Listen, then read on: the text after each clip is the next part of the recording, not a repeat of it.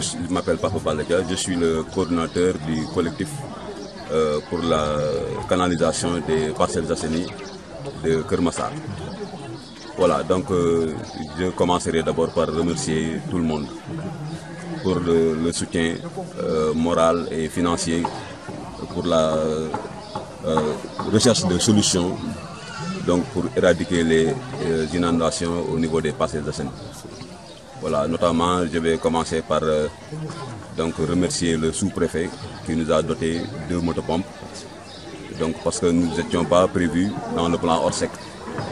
Voilà, donc aussi l'adjudant de la gendarmerie qui a fait aussi beaucoup d'efforts donc pour nous aider à obtenir des tuyauteries, donc parce que la distance où on devait pomper l'eau était un peu loin. Voilà, au-delà de ça, donc nous incriminons la SNHLM parce que c'est l'unique donc responsable de cette situation. Parce qu'il nous a vendu des terrains qui n'ont pas assaini. Ici, c'est des parcelles assainies. Et nous avons commencé à subir les inondations depuis 2005. 2009, presque tout le monde était sorti.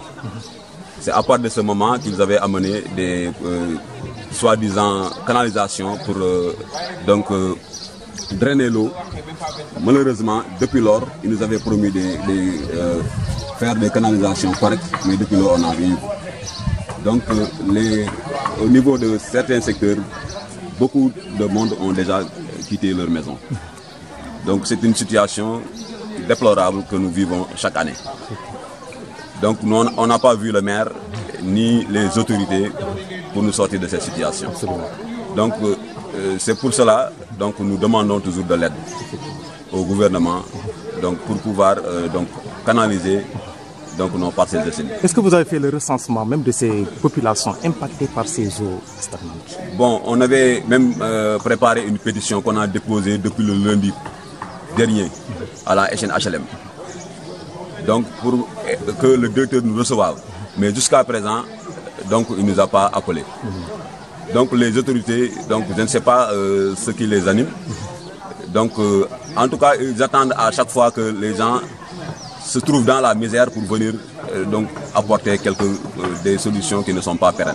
Alors que nous avons déjà payé nos canalisations et tout, mais on n'a encore rien vu.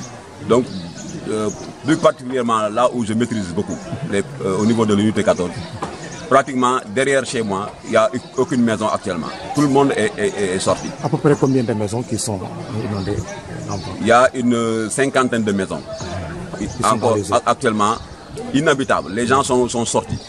Il y a des gens qui ont même abandonné leur maison depuis très longtemps, pour vous dire.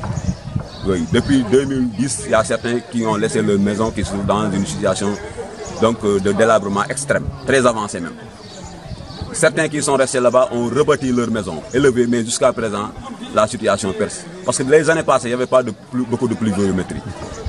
Donc, comme la pluviométrie est revenue, c'est pour cela qu'on a revu cette situation catastrophique des inondations. Où sont les habitants de ce quartier? Parce que est-ce qu'ils seront logés quelque part en attendant d'enlever ces eaux stagnantes là?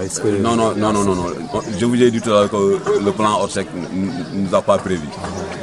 C'est pour cela que les gens se sont débrouillés avec les moyens pour sortir ces eaux et chercher des locations. Et actuellement, la location coûte très cher. Donc vous voyez, personne, parce que l'État actuellement a concentré tous ses efforts au niveau de Kamilbar. Je pense que c'est là-bas uniquement le site qui est inondé. Mais Keur Massar, il y a plus d'une centaine de sites inondés. Au niveau des parcelles assainies, Malika Keur Massar, dans chaque unité, il y a presque une 50aine ou bien 100aine de maisons qui sont inondées. Parce que c'est eux qui ont remblé ici, mais c'était des bas-fonds. Alors qu'ils devaient faire des canalisations, ils ne l'ont pas fait. Voilà. Donc c'est ça la situation actuelle que nous vivons. Et c'est presque chaque année, mais cette année c'est encore pire. Voilà. On a vu aussi un marché qu'on a aménagé ici. Et ce marché-là, est-ce que vous pouvez nous parler par rapport à la situation dont ces femmes sont en train de vivre ici aussi? Donc vous voyez, c'est très difficile. Ils ont quitté le marché pour venir s'installer ici, de manière provisoire, parce que tout le marché est inondé. Personne ne peut accéder ici au marché. Même les gens prennent des voitures pour aller là-bas au grand marché de Keur Massar pour faire leur ça. Parce que ici, personne ne peut entrer. Même beaucoup ont perdu beaucoup de leurs marchandises, les magasins, parce que c'est rempli d'eau. Tout le monde a abandonné comme ça. Et ce n'est pas une situation qu'ils vivent pour cette année seulement, c'est presque chaque année. Pendant le mois d'août ou bien le mois de septembre, c'est toujours comme ça. Donc il y a des années où c'était un peu amélioré parce que comme j'ai dit tout à l'heure, il n'y avait pas beaucoup de pluviométrie. Mais quand la pluie revient, donc on vit cette situation. Parce qu'il n'y a pas de canalisation, il n'y a rien. Donc et nous habitons des bas-fonds et ce n'est pas nous qui avons acheté des terrains ici, c'est la HLM qui nous a amenés ici. C'est le dommage. C'est une structure étatique. Je ne sais pas comment ils peuvent laisser les gens dans ces conditions depuis très longtemps. Presque 20 ans actuellement, donc nous sommes dans cette situation. Et ça, ce n'est pas normal. Et l'appel que vous allez lancer à l'endroit même de ces autorités, c'est quoi? Voilà, nous avons besoin d'aide. Nous avons besoin d'une solution définitive. Et la solution définitive, ils le savent, il faut faire des canalisations. Le pompage ne règle rien. Voilà, j'ai oublié de dire que c'est la population et certaines bonnes volontés qui nous ont appuyés donc, financièrement ou bien en bon d'essence pour pouvoir faire marcher ces pompes-là. Parce que c'est des pompes qui consomment beaucoup d'essence.